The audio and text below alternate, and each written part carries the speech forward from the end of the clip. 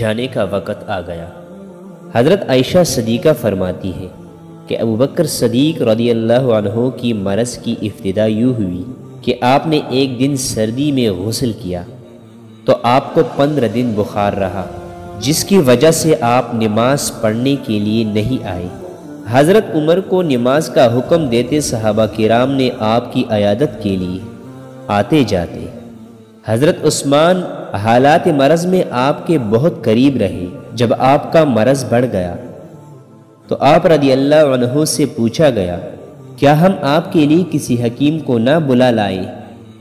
حضرت ابوبکر نے کہا، مجھے حکیم دیکھ کر گیا ہے اور اس نے کہا کہ میں اپنی مرضی سے علاج کرتا رہوں گا۔ حضرت عائشہ صدیقہ فرماتی ہے کہ ابوبکر نے حالات مرض میں ایک دن فرمایا، دیکھو خلافت پر فائز ہونے کے بعد میرے مال میں جو بھی اضافہ ہوا ہے تو وہ زائد مال میرے بعد والے خلیفہ کو بھجوا دینا۔ جب ہم نے دیکھا تو ایک غلام ملا جو آپ کے بچوں کو سنبھال لیتا تھا، اور ایک اونٹ ملا جس کے ذریعے آپ کے باغوں کو سیراب کیا جاتا۔ چنانچہ ہم نے یہ دونوں حضرت عمر فاروق رضی اللہ تعالیٰ عنہ کے حوالے کر دیے۔ حضرت عمر ان دونوں کو دیکھ کر رو پڑے اور کہنے لگے، اللہ رحم کرے ابوبکر پر، انہوں نے تو اپنے بعد والوں کو مشقت میں ہی ڈال دیا۔ حضرت عائشہ فرماتی ہے کہ جب حضرت ابوبکر صدیق رضی اللہ تعالیٰ عنہ مرض الموت میں گرفتار ہوئے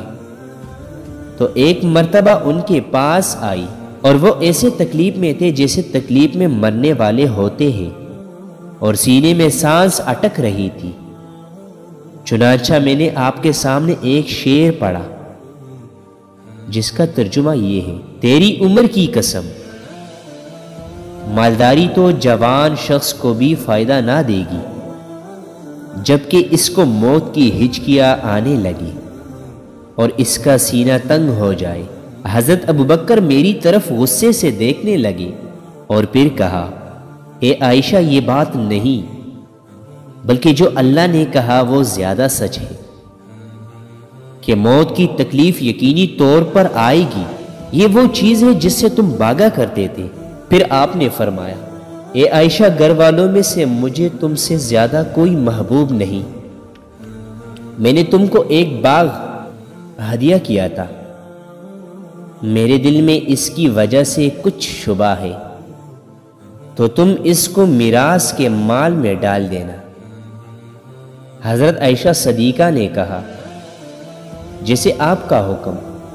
پھر ابوبکر رضی اللہ عنہ نے فرمایا، پھر ابوبکر صدیق نے فرمایا، جب سے میں مسلمانوں کا خلیفہ بنا ہوں میں نے نہ ان کے درہم کائے نہ دینار، بلکہ ہم نے تو ان کے کانوں کا جو نکلا ہوا بھوسا ہوتا ہے اس سے پیٹ بھرا ہے، اور ہم نے کپڑوں میں پرانے کپڑے زین تن کیے ہیں۔